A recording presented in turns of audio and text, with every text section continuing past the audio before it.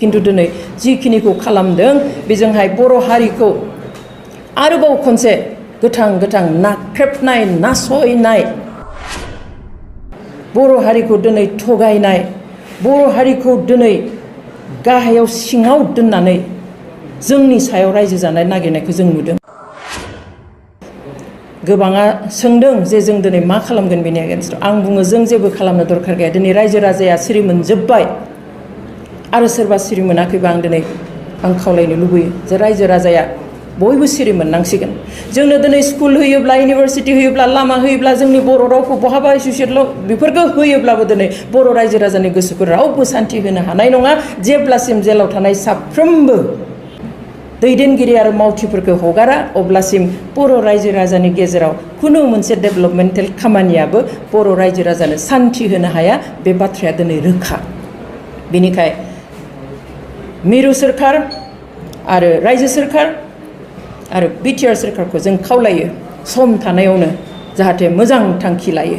खारन जों मिन्थिनायाव एनडिएफबिनि गासै खामानिखौ जेलनिफ्राय बहननाय मार्टियार्सफोरनो थाखा होनाय बहाबा बिथांमोनखौ माने रिहेबिलिटेसन होनाय बायदि बायदि केस उथायनाय बेफोर खामानिखौ नायनो थाखाय आसाम सोरखारा मोनसे कमिटि दाना होदोंना जों खोनादों 3 सोद्रोमानि।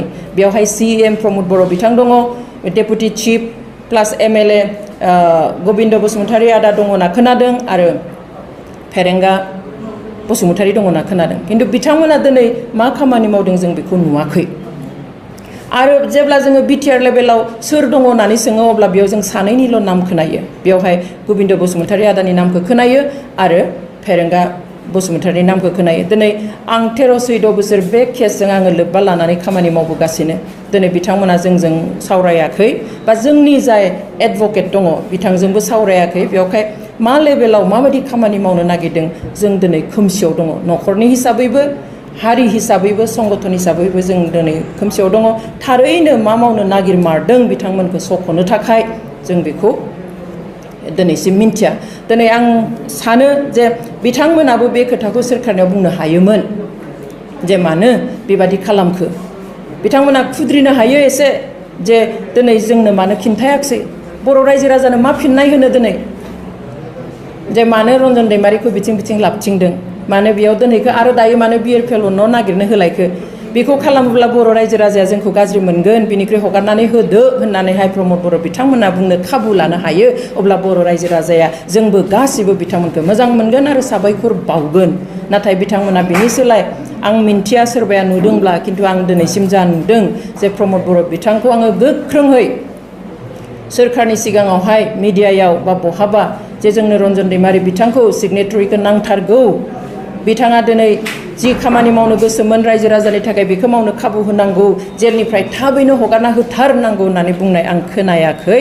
जुदि बुंदोंब्ला आं निमाहा बियो, किन्तु आं नुवाखै। आं नुनाया बेखौसो नुदों जे प्रमद बर' बिथाङा बुङो गेजेर गेजेर मिडियायाव जे सोरखारा मा खालामदों बेखौ फोरमायो जे सोरखारा थाबैनो हगारगोन होनदों। सोरखाराबो सावरायबाय थादों। सिएमआ रन्जन दैमारिखौ बाहेरायाव थानायखौ लुबैयो, बाहेरायाव थानानैनो बिथाङा केसनि खामानिखौ मावनो हागोन होननानै बुंदों। थाबैनो सख'गोन होनदों। सोरखारा सावरायगासिनो दङ।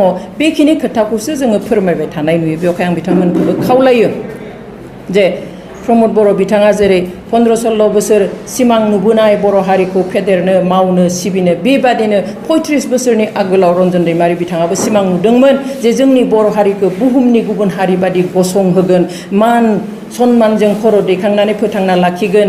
जों ओरैबादि मोनहैयोब्ला ओरैबादि मावगोन बर' हारिखौ ओरैबादि स्टेटासाव लांगोन होनना बेहाबो अनेक सिमां दङमोन। बे सिमांखौ दिनै संग्रामा जोब्बाय जेला, सुक्तिया जाबाय जेला, हारिखौ सिबिनो हारिनि थाखाय गाव सिमां नुनायखौ मावफुंनो थाखाय बिथांखौबो खाबु होनांगौ होननानै जोङो दाबि खालामो।